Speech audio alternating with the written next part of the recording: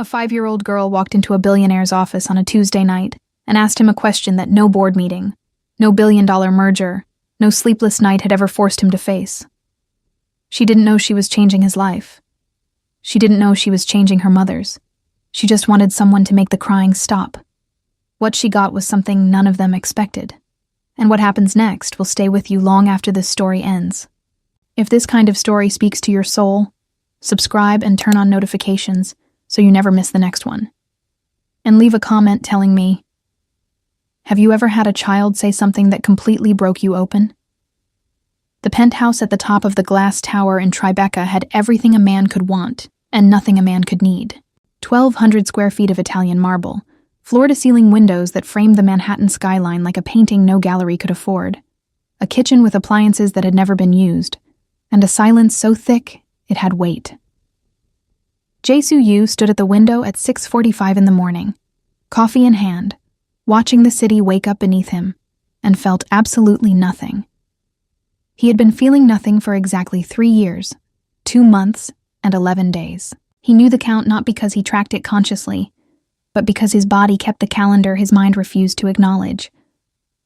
Every morning at 6:45, something in his chest tightened for approximately 4 seconds. He had learned to breathe through it. He had learned to set the coffee down during those 4 seconds so his hands wouldn't shake visibly. He had learned to resume his morning as though the tightening had never happened. Jae-soo was 34 years old, the youngest CEO in the history of U Capital Group, a real estate development firm that owned enough Manhattan square footage to constitute its own zip code. He was fluent in 4 languages, possessed a memory that his Harvard professors had called photographic, and had closed more deals in the past fiscal year than his father had managed in the previous decade. The Wall Street Journal had called him relentless. Forbes had called him visionary. His mother, when she called from Seoul every Sunday at precisely 9 in the morning Eastern Time, called him alone. She was not wrong. 3 years ago, Minji Park had been alive. 3 years ago, Jae-soo had been someone who laughed at dinner, who argued about which neighborhood had the best jjigae, who fell asleep on the couch watching terrible crime documentaries with his head in a woman's lap. 3 years ago, he had been 28 days from becoming a husband. And then, on a rain-slicked highway outside of Seoul, a truck driver fell asleep at the wheel, and the woman Jae-soo loved became a name on a headstone instead of a name on a marriage certificate. The last thing he had said to Minji was not, "I love you." The last thing he had said, on a phone call she'd made from the car, was, "Can we talk about this later? I'm in the middle of something." She had been calling to tell him she'd found the perfect table centerpieces for the reception. He had been in the middle of a conference call about a property acquisition in Gangnam. The centerpieces cost $42. The property was worth $400 million. He would have burned every building he owned to get those $42 centerpieces back. He never spoke about this, not to his mother, not to his business partner, not to the therapist he had seen exactly twice before deciding that silence was a more efficient coping mechanism. He simply worked. He worked until the numbers replaced the memories, until the spreadsheets crowded out the guilt, until the silence in his penthouse felt like a choice rather than a punishment. It was not a choice. It was a sentence. 14 blocks north and an entire universe away, Simone Archer's alarm went off at 5:55 a.m. Not because she needed the extra 5 minutes, but because 5:55 gave her exactly enough time to lie in the dark and remember what it felt like to be a person before she had to become a machine.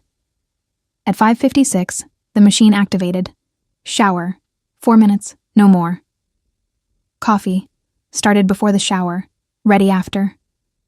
Maya's lunch, assembled the night before, stored in the fridge, needed only the ice pack.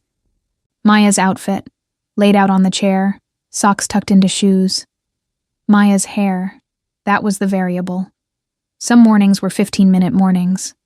Some mornings were 45-minute mornings. Simone had learned to build the entire day's schedule around her daughter's hair. By 6:30, Simone was dressed, fed, and standing in the doorway of the small bedroom that smelled like lavender detergent and crayons, watching her daughter sleep.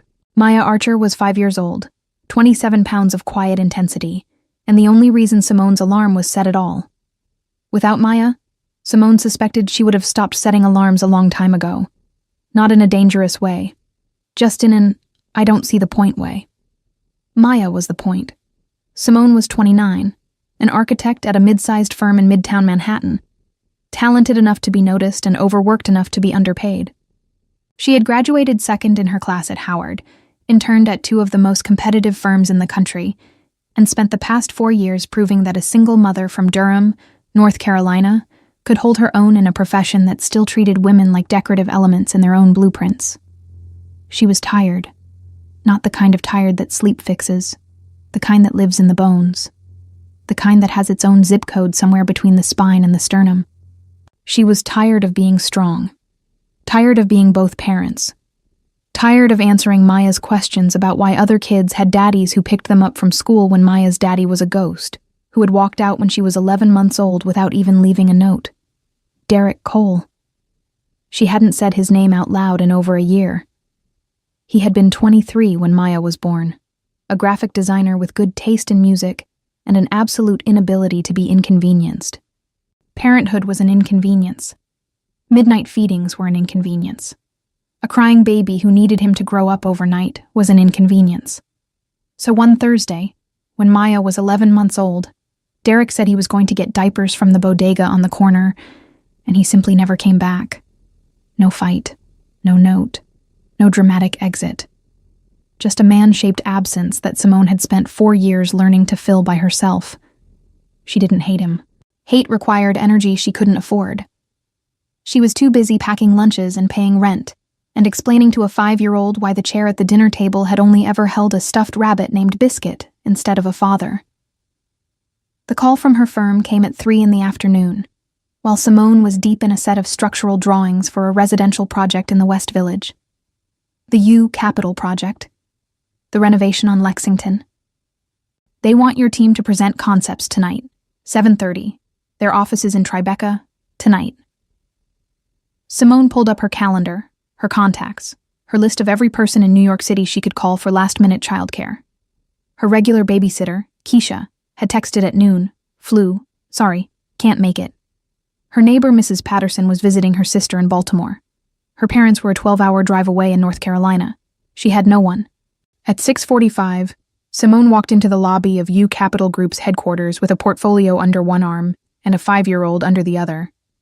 Maya had Biscuit, the stuffed rabbit who was missing one ear and most of his original stuffing, clutched to her chest, a backpack full of crayons and paper on her back, and an expression of grave curiosity on her face. You have to be so quiet, baby. Like a mouse. Mommy has a very important meeting. Maya considered this. Can I be a quiet bunny instead? Mice are scary. Simone bit the inside of her cheek to keep from laughing. You can be the quietest bunny in all of New York. She set Maya up in a glass-walled conference room adjacent to the main meeting space, crayons arranged by color the way Maya insisted, paper stacked, Biscuit positioned in the chair beside her like a boardroom colleague. The room had a clear sightline to the hallway. Maya could see out. Simone could see in. It would be fine. It would be 45 minutes. It would be fine. The meeting ran long. Concepts became debates. Debates became revisions. 45 minutes became 90. Simone glanced at the conference room every chance she got, catching glimpses of Maya's head bent over paper, crayon in hand. Fine. Everything was fine. Except at some point, later, Simone would never be able to pinpoint exactly when, Maya had gotten bored. And when Maya got bored, Maya explored. Jesu was alone in his office on the 42nd floor, reviewing the financials for a waterfront development in Long Island City, when he heard the softest knock he had ever heard. So soft he almost dismissed it as the building settling. But then it came again. 3 tiny taps, low on the door, at approximately the height of someone who was 3 feet tall. He looked up. His office door was ajar. He often left it open when the floor was supposed to be empty, which it was, because the meeting with the architectural team was happening 4 floors below, and his staff had gone home hours ago. Standing in the doorway was a small girl in a purple sweater, holding a stuffed rabbit that looked like it had survived several wars. She studied him with the frank, unflinching gaze that only children and very old people seem capable of, a gaze that does not perform social niceties, that does not pretend not to see what it sees. For a moment, Neither of them moved. The CEO of a multi-billion-dollar real estate empire and a 5-year-old girl in a purple sweater, staring at each other across 1,200 square feet of executive office space. Then she spoke. "Are you married?" Jae-soo blinked. Of all the questions he had fielded in his career, from hostile board members, from skeptical investors, from journalists looking for cracks, this one delivered in the clear, unbothered voice of a kindergartner, hit differently. It hit somewhere he had bricked over. "No, I'm not." She tilted her head, the way birds do when they're processing information that doesn't quite fit their understanding of the world. "Do you want to be?" He opened his mouth, closed it. The honest answer was a canyon he did not have the courage to look into, so he deflected the way adults do when children ask questions that are too real. "That's a big question. Why do you ask?" Maya walked into his office as though she had been invited, which, in her mind, she had, because the door was open and open doors were invitations. She climbed into the leather chair across from his desk, set Biscuit on the armrest, and folded her hands in her lap with the gravity of a diplomat about to deliver terms. "My mommy cries sometimes, when she thinks I'm sleeping, but I'm not sleeping. I hear her." She paused, adjusting Biscuit's remaining ear. "I think she needs someone. She doesn't say it because she's brave, but I think she's tired of being brave all the time." Jae-soo did not move, did not breathe. "You look like you could be nice," Maya concluded, as though she had completed a thorough evaluation and found him adequate. "And you have a big office, so you probably have a big house, so there would be room for me and Biscuit. We don't take up a lot of space." Something cracked. Not loudly, not the way things break in movies, with sound and drama and a visible fracture line. This was quieter. This was a hairline crack in a wall that had been load-bearing for 3 years. A crack so small that no one would have noticed it from the outside. But Jae-soo felt it. He felt the entire structure of his controlled, calibrated, carefully empty life shift by a fraction of a degree. Because this child, this tiny, grave, rabbit-holding diplomat, had just described loneliness with more precision and compassion than any adult he had ever met. "She's tired of being brave all the time." He knew what that meant. He had been brave for 3 years. He was exhausted. Before he could respond, the door flew open and Simone was there, flushed, panicked, already apologizing. "I am so sorry. I am so sorry." She was supposed to stay in the conference room. "Maya, baby, you cannot just wander into people's offices." But his door was open. "Mommy, that doesn't mean—" "It's all right." Jae-soo's voice came out quieter than he intended. He cleared his throat. "She wasn't bothering me. We were just talking." Simone looked at him. Really looked. The way you look at someone when you're trying to determine if they're being polite or honest. Whatever she saw made her shoulders drop half an inch. She reached for Maya's hand. "Say thank you to the nice man. Maya, we're going home." Maya slid off the chair, collected Biscuit, and turned back to Jae-soo. "Think about it." The words carried the earnest authority of someone who had just made a very reasonable business proposal and expected a timely response. Then she took her mother's hand and disappeared down the hallway, and Jae-soo sat alone in his office on the 42nd floor and stared at the chair where she had been sitting, and felt, for the first time in 3 years, the dangerous, terrifying, uncontrollable sensation of wanting something he couldn't acquire through negotiation. The project made avoidance impossible. Simone's team was assigned to the Lexington Avenue renovation, a historic building that U Capital had acquired for conversion into mixed-use residential and retail. It was a significant project, the kind that could define a young architect's career, and Simone threw herself into it with the ferocity of someone who understood that opportunities like this didn't come twice. The weekly progress meetings were held at the U Capital offices. Jae-soo did not normally attend progress meetings for individual projects. He had project managers for that, division heads, an entire hierarchy designed to keep him focused on the macro. But on the Tuesday following Maya's visit to his office, he appeared at the meeting, and the Tuesday after that, and the Tuesday after that. He told himself it was because the Lexington project was high profile. He told himself it was because the design concepts were innovative and deserved executive attention. He told himself many things, and none of them were the truth, and he knew none of them were the truth, and he attended the meetings anyway. Simone noticed. She would have had to be blind not to notice that the CEO of a billion-dollar company was sitting in on weekly progress meetings about window specifications and HVAC placement. She noticed, and she kept her distance, because distance was the geography she understood best. She had mapped its borders, built her walls to code, and she was not about to let anyone, especially not someone whose office her daughter had accidentally invaded, redraw the boundaries. The problem was Maya, the babysitter situation in New York City for a single mother with an architect's salary and an architect's hours was, to put it charitably, unreliable. Keisha recovered from the flu but then took a weekend job. The backup sitter moved to Jersey City. The after-school program ended at 5:30, and Simone's meetings rarely did. So Maya became an intermittent presence at U Capitol, doing homework in conference rooms, drawing in the lobby, charming the security guards into giving her peppermints from the bowl at the front desk, and somehow, inevitably, finding her way to the 42nd floor. The first time it happened again, Jesu found her sitting cross-legged outside his office door, drawing. He stopped, looked down. She looked up. "I didn't come in this time.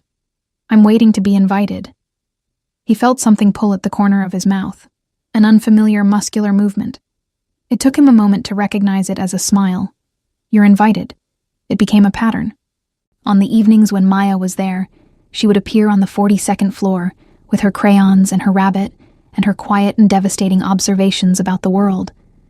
Jesu learned to keep a small stack of blank paper in his bottom drawer, then colored pencils, the professional kind, 72 colors, because Maya had mentioned once that her set at home didn't have turquoise, and no one should have to draw the ocean without turquoise. He taught her to make origami cranes, a skill his grandmother had taught him in Busan when he was Maya's age, in a house that smelled like doenjang and sea salt. He hadn't folded a crane in 20 years. His fingers remembered before his mind did. Maya taught him that the best color for a dinosaur was pink, that clouds were actually the dreams of sleeping birds. That biscuit's missing ear had been lost in a heroic battle with a vacuum cleaner, and he had received a Medal of Honor for his bravery, which was why he got to sit in a chair at meetings. These were, objectively, the most important pieces of information Jesu had received in years. The shift with Simone happened gradually, the way dawn happens, not all at once, but in degrees of increasing light that you don't notice until suddenly you can see. It started with the blueprints. Late evenings reviewing plans for the Lexington building, the rest of her team gone, the office quiet enough to hear the city humming 42 floors below. Simone would spread the drawings across the conference table, and Jesu would lean over them, and their conversations would begin with load-bearing walls and end somewhere else entirely. Why architecture? The question came one night, born of genuine curiosity.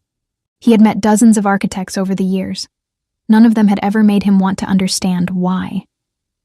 Simone ran her hand across the blueprint, tracing the line of the building's facade. Because buildings are honest. You can't fake a foundation. Either it holds, or everything falls. I grew up around people who performed stability, smiling while the bills piled up, pretending the cracks weren't spreading. Buildings don't pretend. They show you exactly what they're made of. She hadn't meant to say that much. He could see it in the way she pulled her hand back from the paper, as though she'd touched something hot. But he didn't look away, and she didn't retract it. And the silence that followed was not uncomfortable. It was the silence of two people recognizing something familiar in each other's architecture. I understand that. The words came out quietly, performing stability. She looked at him then. Not at the CEO, not at the name on the building, but at the man who had just admitted, in 3 words, that his own foundation had cracks. It was the first time she had seen past the suit. Over the following weeks, the late nights became a language of their own. Coffee that he brought without being asked. Black, 1 sugar. Because he had noticed and remembered without thinking about why he was noticing and remembering. Conversations that started professional and ended personal. Peeling back layers with the careful, tentative precision of archaeologists who know that what they're uncovering is fragile. He told her about Minji on a Thursday in late February. during a snowstorm that had emptied the building. They were the only two people on the 42nd floor, the city outside reduced to white static, and the silence felt safe enough for truth. He told her about the engagement, about the wedding plans, about the phone call, the centerpieces, the conference call, the "can we talk about this later," about the call from the hospital, about arriving too late, about the ring he still kept in his desk drawer, not because he was holding on, but because putting it anywhere else would mean deciding what it represented, and he could not survive that decision. Simone listened without interrupting, without offering platitudes, without telling him it wasn't his fault, because she understood that guilt doesn't respond to logic. And telling a guilty person they shouldn't feel guilty is like telling a drowning person they should try breathing. She just listened, and when he was done, she offered the only thing that mattered. The last thing she heard was your voice. Whatever you said, she heard you. That was the last thing she had. You. Jesu pressed his fingers to his eyes. He did not cry. He had not cried in 3 years. But the pressure behind his eyes was so intense that for a moment the entire skyline blurred, and he was grateful for the snow. She told him about Derek the following week, about the disappearance, about the diapers that were never purchased, about the first night alone with an 11-month-old, standing in the kitchen at 3 a.m, holding a screaming baby and realizing that no one was coming. Not tonight, not tomorrow, not ever. I didn't cry that night. A pause. I think I was too shocked to cry. I cried the next night, and the night after that. And then I stopped, because Maya needed me functional, not emotional. So I became functional. I became so functional that I forgot how to be anything else. And now my 5-year-old wanders into billionaires' offices trying to find me a husband, so clearly my functionality has some gaps. They both laughed. It was the first time either of them had laughed about something real in longer than they could remember, and the sound of it, surprised, slightly rusty, genuine, filled the empty office like warmth. Then came the drawing. Maya had been sitting in Jesu's office on a Friday afternoon, working on what she called a very important art project, with the intensity of a Renaissance master preparing a commission. She would not let him see it. She covered it with her arm when he walked past. She told Biscuit to guard it. When she was done, she presented it to him with both hands, the way you present a gift you have put your entire heart into. 3 figures, drawn in crayon, 1 tall, 1 medium, 1 small, holding hands. The tall one had a triangle shape that might have been a tie. The small one had something brown tucked under her arm. Biscuit. And above them, in the careful, lopsided letters of a child who was still mastering the alphabet, 2 words. My family. That's Mommy. Maya pointed. That's me. And that's you, Mr. You. I put you in a tie because you always wear ties. But I can draw you without one if you want. You probably don't wear a tie at home. Do you wear a tie at home? He could not answer. He stood there holding a piece of construction paper that weighed less than an ounce and felt heavier than anything he had ever carried. And the hairline crack from the night she'd asked if he was married became a fissure. And the fissure became a fracture. And the walls he had built so carefully, so precisely, so impenetrably over 3 years of silence and work and controlled emptiness, began to fail. Mr. You, are you okay? Your eyes are doing the thing mommies do. What thing? The shiny thing. Before the crying? But it's okay if you cry. Biscuit cries sometimes too. He's very brave, but he still cries. Jesu knelt down so he was at her eye level. He looked at the drawing. He looked at this child who had, with nothing but a box of crayons and an undefended heart, done what 3 years of therapy and work and silence had failed to do. She had made him feel something he couldn't control. It's a perfect drawing, Maya. Thank you. You can keep it. I made it for your office. So you're not alone when we go home. After they left that evening, Jesu sat in his office and looked at the drawing for a long time. Then he opened his desk drawer, took out the engagement ring, and for the first time in 3 years, he put it somewhere else. He placed it in the small wooden box where he kept his grandmother's origami paper and a photograph of his father. Things that mattered. Things that had shaped him. Things he honored by living, not by dying beside them. He taped Maya's drawing to the wall beside his desk, and he left the office with the lights off and went home to his penthouse. And for the first time, the silence felt like something he wanted to fill.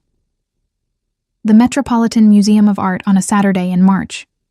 Jae-soo had suggested it. Casually, carefully. The way you suggest something that matters immensely while trying to make it sound like it doesn't. Maya mentioned she's never been to a museum. The Met has an Egyptian wing. Kids love mummies. Professional, reasonable. Not at all the words of a man who had spent 20 minutes looking up the museum's family programs on his phone at midnight. Simone had hesitated. She knew what this was. A Saturday outing was not a Tuesday meeting. A Saturday outing was personal territory, and she had guards posted at every entrance to her personal territory. But Maya had heard the word mummies, and that was the end of any deliberation. They walked through the Egyptian wing with Maya between them, her hand in Simone's, her eyes so wide they seemed to take up half her face. She had questions about everything. Were the mummies sleeping? Did they have pets? Could Biscuit be mummified? If she was very, very still, could she be a statue? She stood motionless for 11 seconds before declaring that being a statue was boring, and she would rather be an explorer. In the European Paintings Gallery, she got tired. Her legs were short, and the museum was vast, and she had been an explorer for almost 2 hours, which was hard work. She reached up without looking, the way children do, automatically, instinctively, reaching for the nearest anchor, and took Jae-soo's hand.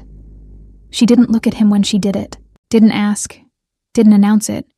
She simply reached up, found his hand, and held on, and kept walking, chattering to Biscuit about whether the painting of the lady in the blue dress was a princess or a queen.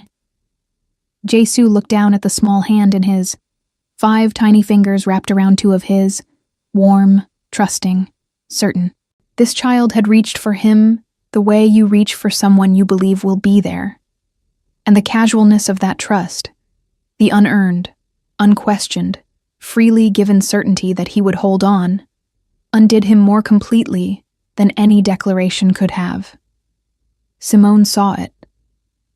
She was walking on Maya's other side, and she saw her daughter reach for this man's hand with the same unconscious confidence with which she reached for Simone's. And something inside Simone shifted. Not broke. Shifted. Like a wall that had been load-bearing for years, suddenly discovering it didn't have to hold the weight alone. Their eyes met over Maya's head. Neither of them spoke. Neither of them needed to. The almost kiss happened in the museum gift shop, of all places. Maya had gone to look at a display of miniature Egyptian cat figurines. Simone and Jae-soo were standing near the postcards, and she was telling him about a project she'd worked on in grad school, a community center design inspired by ancient Roman public baths. And she was laughing, and his hand came up almost involuntarily and brushed a strand of hair from her face, and the laughter stopped, and the air between them compressed to the thickness of a heartbeat, and they leaned toward each other by fractions of inches. Mommy, look, this cat has earrings. They separated. Simone went to look at the cat with earrings. Jae-soo stood by the postcards and pressed his hand flat against the display rack to stop it from trembling, and thought, with startling clarity, I am in serious trouble. His mother arrived in New York on a Wednesday in mid-March, unannounced, which in Mrs. Yu's vocabulary meant carefully planned, but presented as spontaneous, so that refusal was not an option. Yoonji Yu was 61 years old, immaculate, and powered by an engine of maternal authority that could have run a small country. She had buried her husband. She had built a social standing and soul that was the envy of her peers. She had one son, and that son was her project, her legacy, her unfinished masterpiece. She had loved Minji, genuinely, deeply, and Minji's death had calcified something in her. If Jae-soo would not choose a wife himself, she would choose one for him. This was not cruelty. It was engineering. Within 48 hours of her arrival, She had arranged a dinner at a private restaurant in Koreatown with Soo-yeon Park, the daughter of a Seoul-based logistics magnate who had been on Mrs. Yu's shortlist since before Minji's death. Held in reserve, the way chess players keep a piece protected until the moment it is needed. Soo-yeon was elegant, educated, appropriate. She spoke 3 languages, had an MBA from INSEAD, and understood the unspoken architecture of Korean elite marriages, the duties, the appearances, the choreography of a life designed for public consumption. She was, by every metric Mrs. Yu valued, perfect. Jae-soo sat through the dinner with the practiced composure of a man who had been navigating his mother's campaigns for years. He was polite. He was attentive. He was absolutely, categorically elsewhere. Every time Soo-yeon made a comment about real estate or travel or the difficulty of finding good Korean restaurants in New York, he heard Maya's voice. "You look like you could be nice." Every time his mother guided the conversation toward compatibility and shared backgrounds and the importance of proper foundations, he thought of Simone running her hand across a blueprint. Buildings don't pretend. They show you exactly what they're made of. Photographs from the dinner appeared on a Korean Society blog the following day. Jae-soo Yu, CEO of Yu Capital Group, dining with Soo-yeon Park. The caption was careful, insinuating, precise in its implications. Simone saw the article on her phone during her lunch break. She read it once, then put her phone face down on her desk and returned to her drawings with a focus so intense it bordered on violence. She did not mention it. She did not bring it up at their next meeting. She simply recalibrated. She pulled back to professional distance so smoothly, so seamlessly, that it would have been invisible to anyone who wasn't paying attention. Jae-soo was paying attention. He noticed the way she stopped staying late after meetings, the way her emails became shorter, more formal, stripped of the warmth that had begun to creep into their correspondence, the way she positioned her chair farther from his at the conference table. 3 extra inches that felt like 3 extra miles. He wanted to explain. He wanted to tell her the dinner meant nothing, that Soo-yeon was his mother's chess piece, not his choice. But explaining would mean acknowledging that there was something between them that required explanation, and neither of them had been brave enough to name it yet. And so the gap widened in the silence. Maya, as always, felt the shift before anyone explained it. Children are seismographs for emotional earthquakes. They feel the tremors before adults even acknowledge the fault line. She was in Jae-soo's office on a Thursday evening, drawing quietly, when she looked up and studied him with those clear, unblinking eyes. "Are you going away?" "What do you mean?" "Mommy's been sad again. The way she gets when someone goes away." A pause. Then, quieter. "Are you going away too?" "Too." That one word, 3 letters, 1 syllable, carried the entire weight of Derek's disappearance, of every adult who had entered this child's orbit and then left it.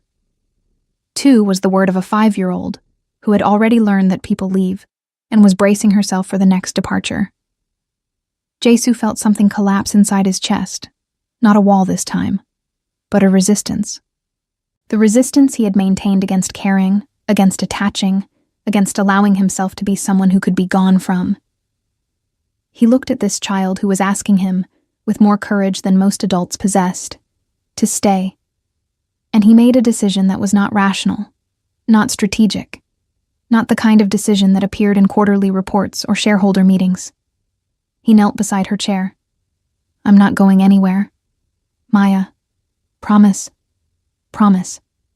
Biscuit, promise." This was, he had learned, the highest form of oath in Maya's judicial system. A biscuit promise required touching Biscuit's remaining ear, and could never, under any circumstances, be broken. He touched Biscuit's ear. Biscuit promise. Maya nodded, satisfied, and returned to her drawing.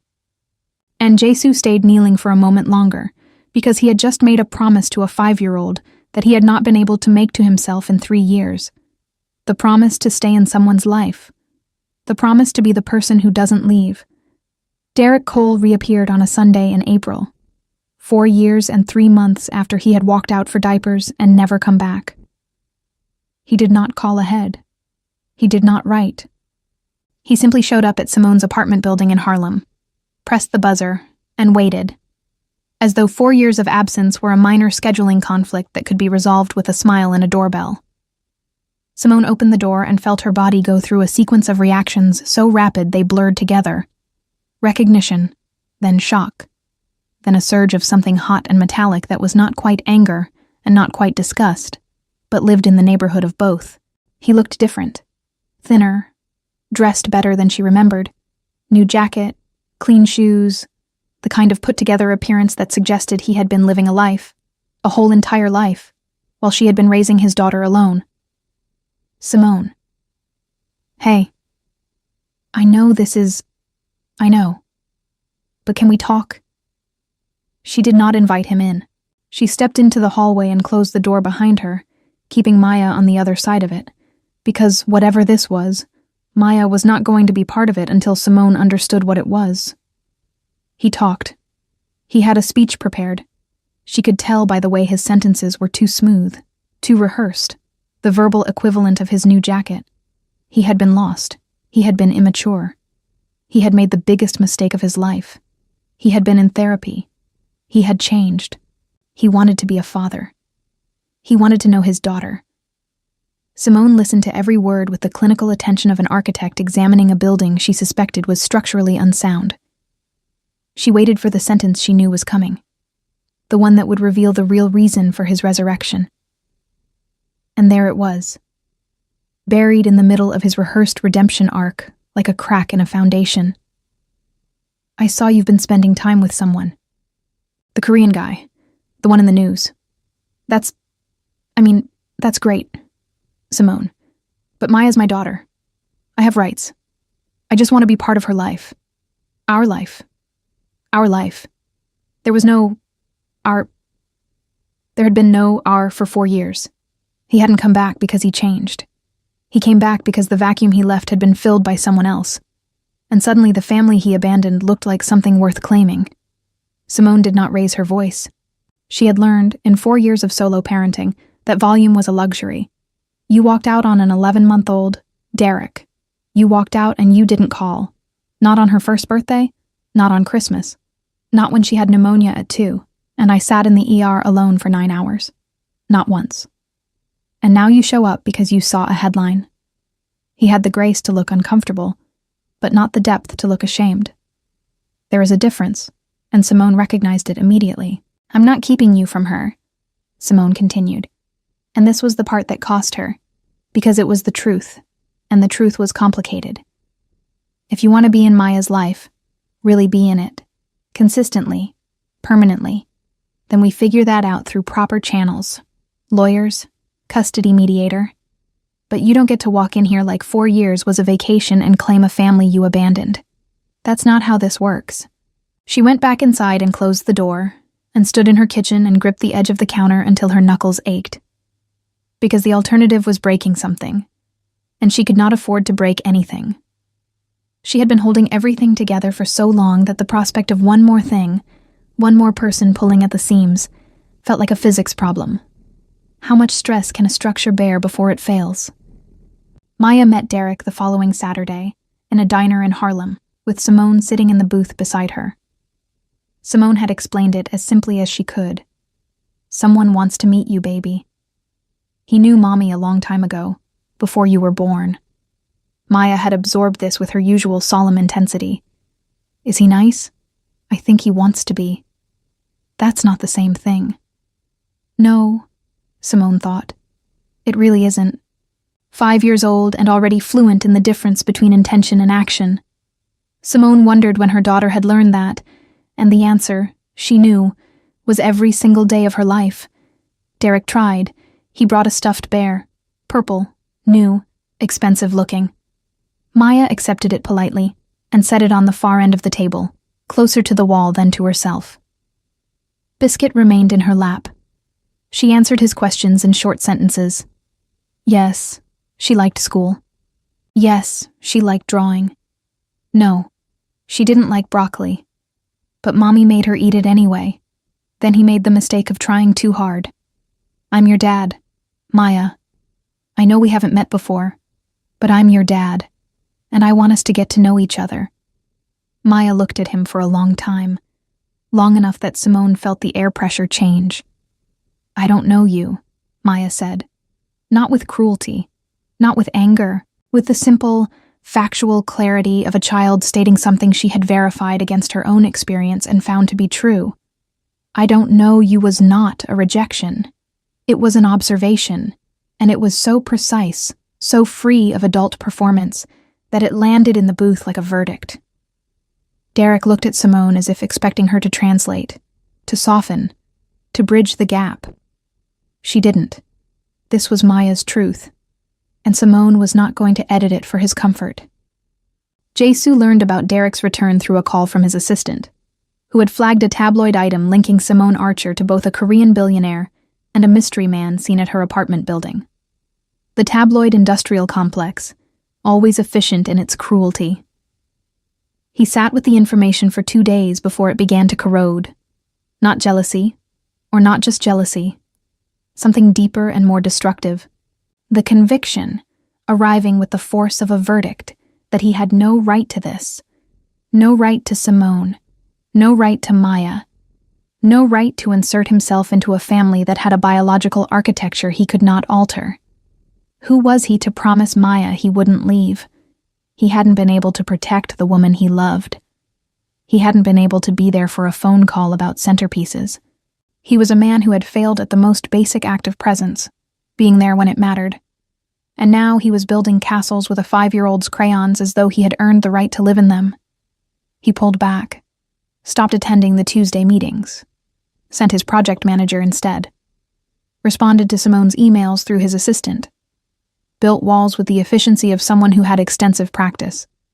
Simone felt the withdrawal immediately and understood it completely, because she recognized the architecture. She had designed it herself, years ago. Walls built to code, reinforced with logic, insulated with self-protection. She knew what it looked like when someone convinced themselves that absence was noble, that leaving was kindness, that they were protecting someone else when they were really just protecting themselves. She wanted to fight it. She wanted to march into his office and tell him that she had not asked for his protection, that she had spent 4 years surviving without anyone's help, and she did not need him to save her. But she also did not need him to leave. And there was a vast, critical, desperately important difference between the two. But she didn't, because the part of her that had been abandoned by Derek, the part that had learned to expect departure, whispered what it always whispered. See, they all leave. The ones who matter always leave, and the ones who don't matter were never really here. The call came on a Tuesday afternoon in late April. Simone was underground, literally underground, in the basement level of the Lexington construction site, reviewing the foundation work with the structural engineers. No cell signal, no reception, the earth itself between her and the surface. Maya's school called at 2:15, severe asthma attack during recess. Paramedics called, child transported to New York Presbyterian. The school called Simone's cell, no answer. Called again, no answer. Called the emergency contact list. Grandmother in North Carolina, answered, panicked, helpless, 900 miles away. The second emergency contact, added 3 weeks ago during a routine form update, was a number Simone had entered without thinking about what it meant. Jae-soo U. Jae-soo was in the U Capitol boardroom on the 61st floor when his phone rang. He was in the middle of the most significant meeting of the fiscal year, a $2.3 billion merger with a European development group. 18 months of negotiation condensed into a single afternoon of final terms. His CFO was mid-sentence. The European delegation was watching. His phone buzzed against the mahogany table like a small, insistent heartbeat. He glanced at the screen. Unknown number, but the caller ID showed the name of Maya's school. He answered.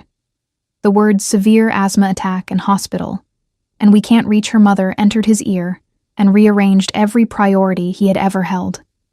$2.3 billion was on the table. 18 months of work. The careers of 40 people in the room. And none of it, absolutely none of it, registered as important. He stood. His CFO stopped mid-sentence. The European delegation looked up. His mother, who had stayed in New York and was observing the meeting from a side chair, watched him with sharp, uncertain eyes. "I have to go." No explanation. No excuse. No delegation to an assistant. He picked up his coat, walked out of a $2.3 billion meeting in the middle of a sentence, and was in a car heading to the hospital before anyone in the boardroom fully processed what had happened. He arrived at New York Presbyterian in 14 minutes. He did not remember the drive. He remembered only the sensation of his own pulse in his ears, the violent, unfamiliar experience of fear for someone other than himself. Not the controlled, manageable fear of a bad quarter or a failed deal, but the raw, skinless, annihilating fear of losing someone small and irreplaceable. They let him into the pediatric ward because the words "I'm her emergency contact" came out with enough authority that no one questioned it, and because the school had confirmed his name, and because in that moment, Jae-soo was not a CEO. He was a man who was terrified that a 5-year-old girl who had drawn him into her family with crayons and a one-eared rabbit was in danger. Maya was in a bed that was too big for her, propped up on pillows, a nebulizer mask over her face, her breathing shallow but steady. She was asleep. Biscuit was on the pillow beside her, positioned so that his one remaining ear was touching her cheek. And the sight of that, the careful placement, the tenderness of whoever had arranged a battered stuffed rabbit so that a sick child could feel his ear against her skin, broke something in Jae-soo that he would never fully repair. He sat down beside the bed. He took her hand. So small, so impossibly small. How could anything this small be in a hospital? How could anything this small be hooked up to machines and monitors and things that beeped? And he did not let go. He did not make phone calls, did not check his email, did not think about the merger. He sat in a plastic chair in a pediatric ward in a hospital that smelled like antiseptic and industrial soap. And he held a 5-year-old's hand. And he waited, and he understood, with a clarity that was almost blinding, that this was the most important meeting of his life. Simone came up from the basement at 3:45, checked her phone, saw 9 missed calls, and experienced a full cardiac cycle of terror in under 2 seconds. She ran. She ran out of the construction site, still wearing her hard hat, steel-toed boots pounding the sidewalk, hand up for a cab, couldn't get a cab, ran to the subway, missed the train, caught the next one, stood in a car full of strangers, and gripped the metal pole and shook and could not stop shaking.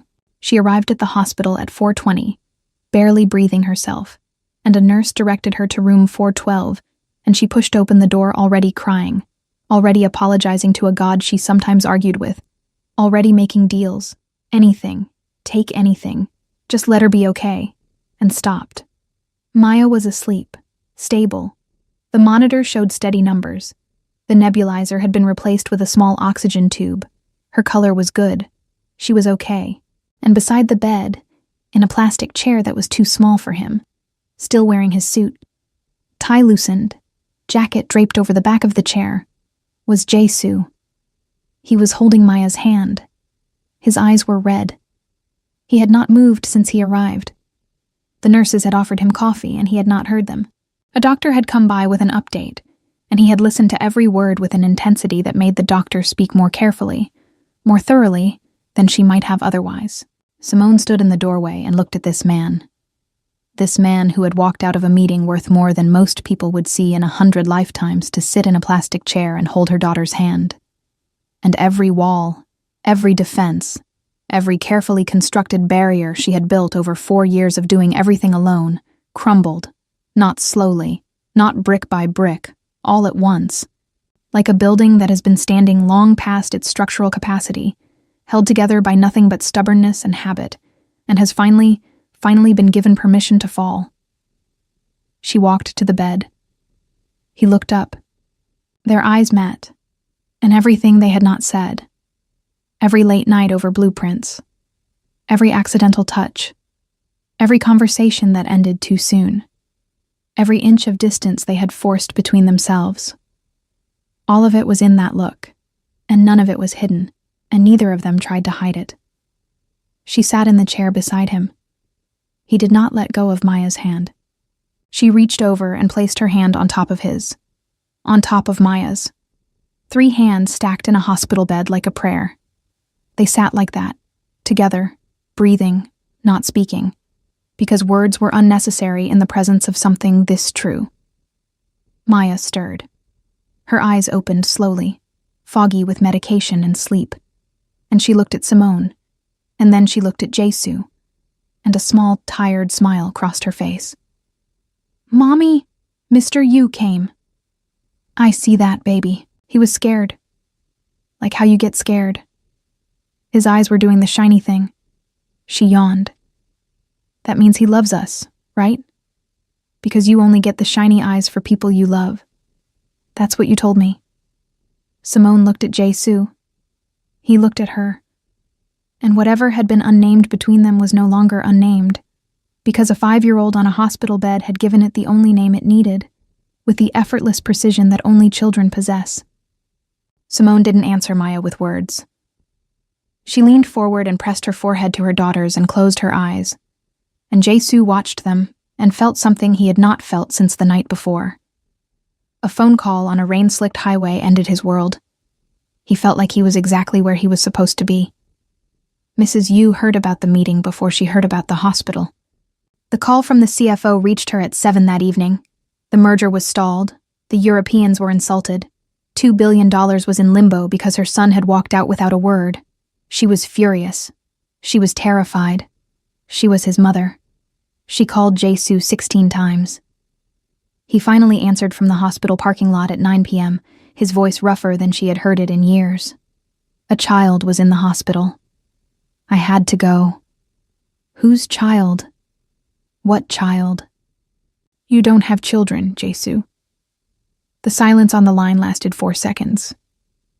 In that silence, Mrs. Yu heard something she had not heard from her son since the night she called to tell him about Minji.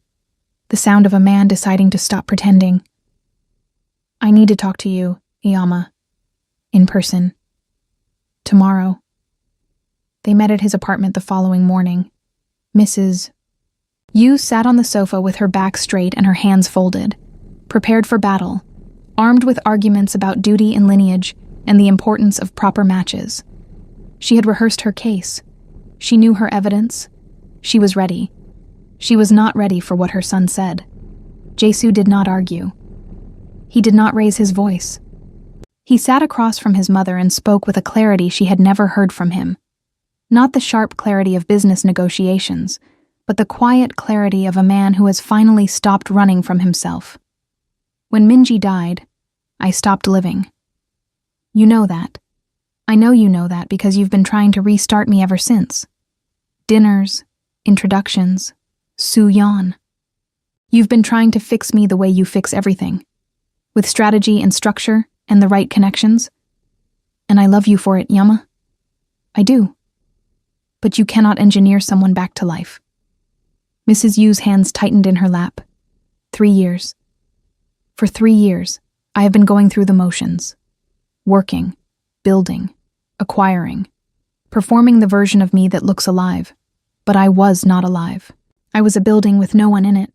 Functional, maintained, but empty. You know that. You've known it every Sunday when you call and listen to me recite the week's numbers like a quarterly report, instead of telling you something real. Jesu. A little girl walked into my office and asked me if I was married, and I said no. And she asked me if I wanted to be, and I couldn't answer, because the honest answer was so terrifying I couldn't say it out loud. The honest answer was yes. Yes, I want to be. Yes, I want a family. Yes, I want someone to come home to.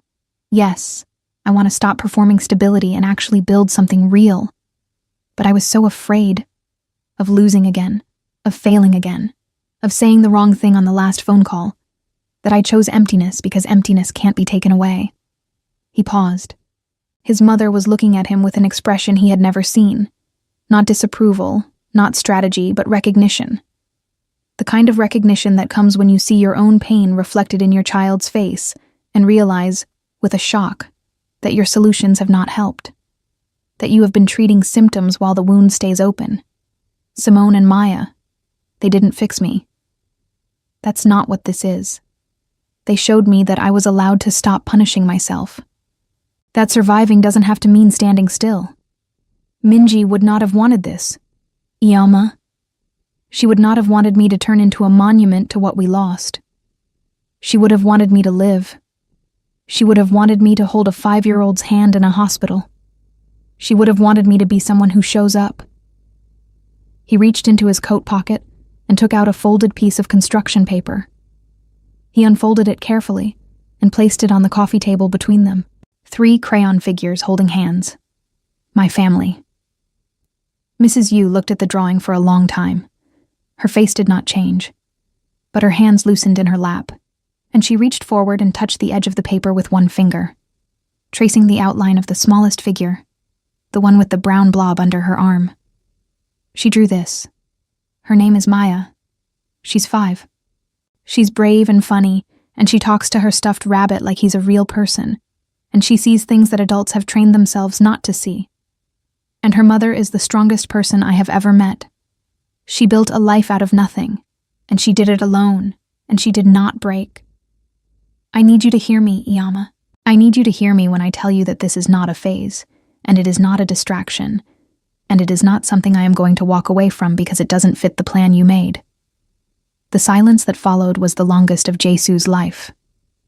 He watched his mother's face and waited, and in the waiting, he felt the full weight of what he was risking. Not her approval, exactly, but her understanding. Her willingness to let go of the version of his future she had been constructing in the absence of the one that was taken. When she finally spoke, her voice was quieter than he expected. When you were 5, you drew pictures of our family. You, me, your father, our dog. You drew us holding hands in every picture, always holding hands. She touched the drawing again. I had forgotten that until right now. She did not say I approve. She did not say you have my blessing. She said something more honest, and ultimately more important. I don't know how to let go of what I wanted for you, but I am willing to learn what you want for yourself. It was not a resolution. It was a beginning. And for the first time in 3 years, a beginning was enough. The conversation with Derek happened the following week. Simone did not do it alone. Not because she couldn't. She had been doing everything alone for 4 years, and she was more than capable. But because she chose, deliberately and for the first time, to let someone stand beside her. Jae-su was there, not to speak for her, not to fight for her, but to be present, to be the person in the room who would not leave. Derek sat across from them in a mediation office in Midtown, and Simone spoke with the measured precision of someone who had rehearsed this conversation in her head for years, without knowing she was rehearsing it. You have the right to be in Maya's life, Derek. Legally, biologically, yes. But rights are not the same as presence. You walked out. You stayed gone. You didn't call on her birthdays. You didn't send a card at Christmas. You didn't ask if she was healthy, if she was happy, if she was afraid of the dark. You left, and I stayed. And the distance between those two things is not something you can close with a speech and a stuffed bear. Derek opened his mouth, closed it. If you want to build a relationship with Maya, you build it slowly, through consistency, through showing up when there's no headline to motivate you, through being there on the boring days, the sick days, the tantrums, the 3 a.m. nightmares. You earn it. You don't claim it. There was nothing in Derek's expression that suggested he was prepared for the boring days, the sick days, the tantrums. He looked at Simone, and then at Jae-su, and then at his own hands. And in that downward glance, all 3 of them saw the truth. He had not come back for Maya. He had come back for the idea of Maya, the idea of a family, the idea of redemption, the idea of being a father without doing the work of fatherhood. He signed an agreement to begin supervised visits. He attended 2. Then 3 weeks passed without contact. Then a month. Then silence. The same silence he had always been made of, repackaged with better clothes and a rehearsed speech. But silence all the same. Maya, when Simone gently explained that the man from the diner might not be coming back, nodded with a solemnity that would have been heartbreaking if it hadn't been accompanied by a statement that proved she was, fundamentally, going to be fine.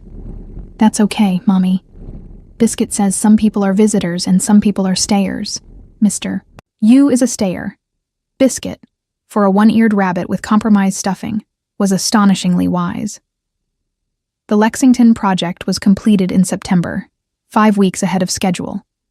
Simone's design was featured in Architectural Digest, a 3-page spread that called her vision a masterwork of adaptive reuse, a building that honors its history while insisting on its future.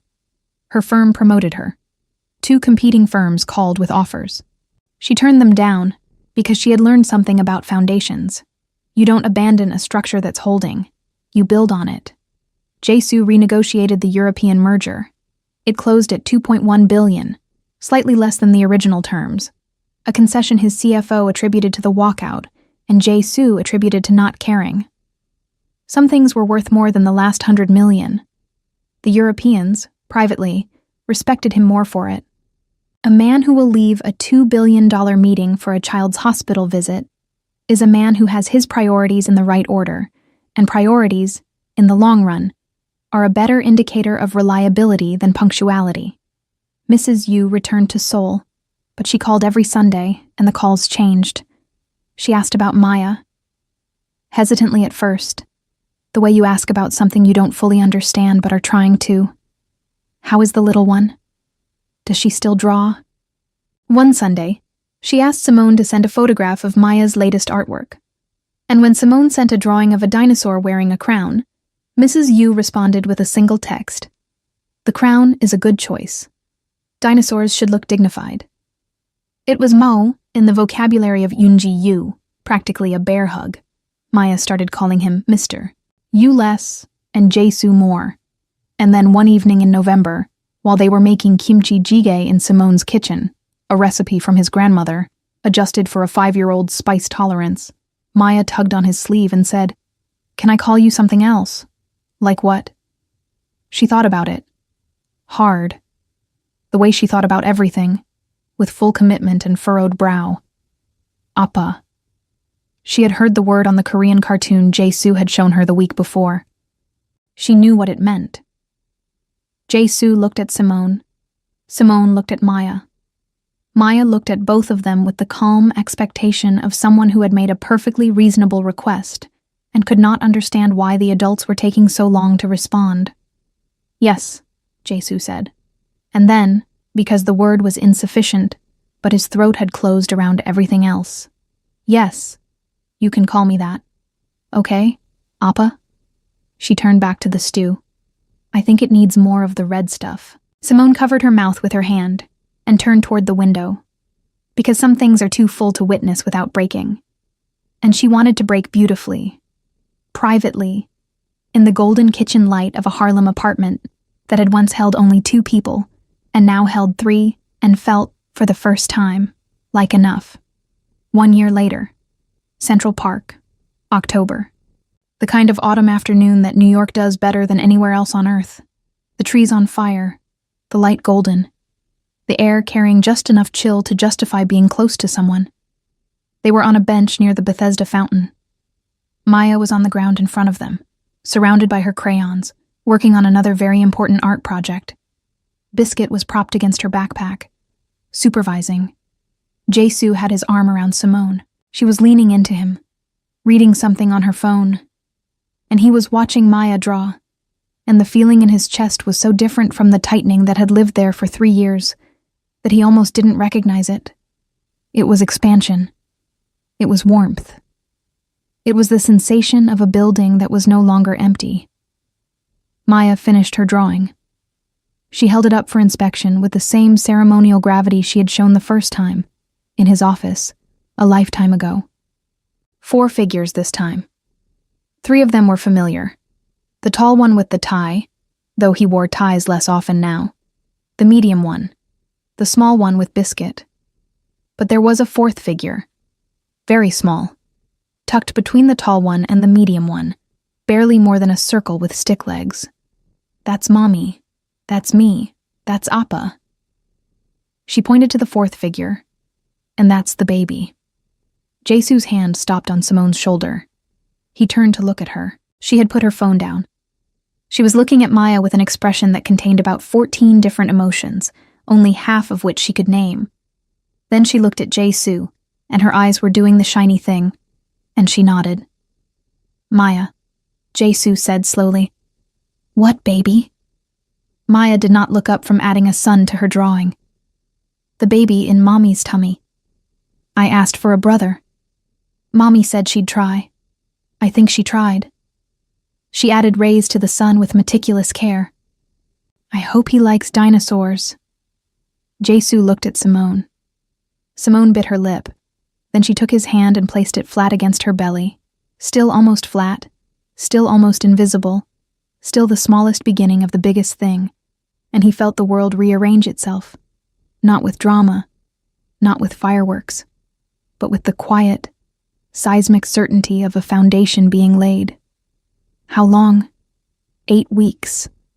I was going to tell you tonight. She beat me to it.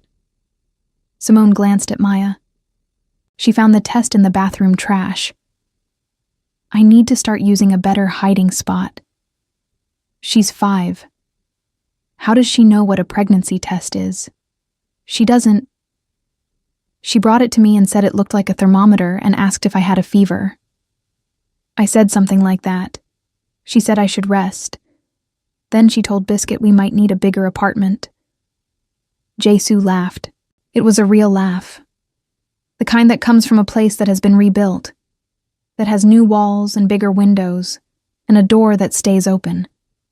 He pulled Simone closer and pressed his lips to her temple and breathed in the scent of her. Shea butter and coffee and the faint chemical tang of architectural ink. And felt, with his hand on her belly and his daughter drawing at his feet and the city blazing gold around them, the full, staggering weight of gratitude. Because all of this, every moment, every crack in the wall, every late night over blueprints, every terrified drive to the hospital, every Sunday call with his mother, every crayon drawing, every biscuit promise, all of it had started with a question. The most important question anyone had ever asked him. Asked not in a boardroom or a courtroom or a church, but in an empty office on a Tuesday night, by a 5-year-old girl in a purple sweater with a one-eared rabbit under her arm and the absolute, unshakable conviction that love was simple. "Are you married?" "No," he had said, and the word had been full of everything he'd lost. "Do you want to be?" He hadn't answered then, but he could answer now, and the answer was yes. The answer had always been yes. He had just needed a 5-year-old and a one-eared rabbit to help him remember. Maya finished the sun, added one final detail, a small heart floating above the 4 figures, drawn in red crayon, slightly lopsided, perfectly imperfect. She held the drawing up. "This one's for the fridge.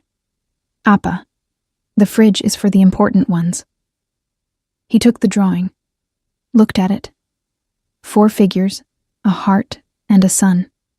Everything he'd ever needed, drawn in crayon on a Tuesday in Central Park by a child who had walked into his office and changed his life with the simplest, bravest, most devastating question a human being can ask.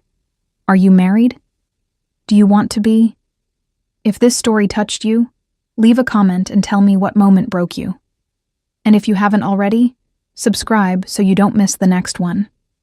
The next story might just wreck you even more.